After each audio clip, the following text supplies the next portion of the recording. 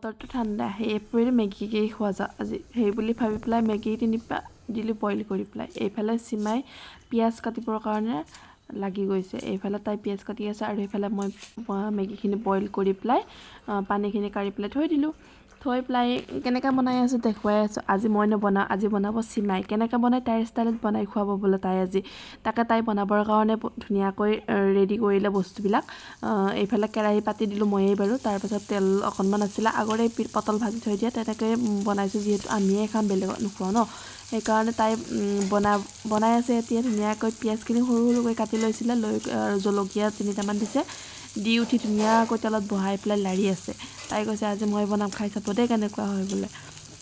তাৰপিছত তাই বনাবৰ কাৰণে লাগি গৈছে। এইফালে বনাই আছে আৰু তাৰপাছত মছলাখিনি দি দিছে। মছলাখিনি আৰু তেলতে দি পেলাই মানে এনেকুৱাকৈ ভাজি লৈছে ফাৰ্ষ্ট টাইম।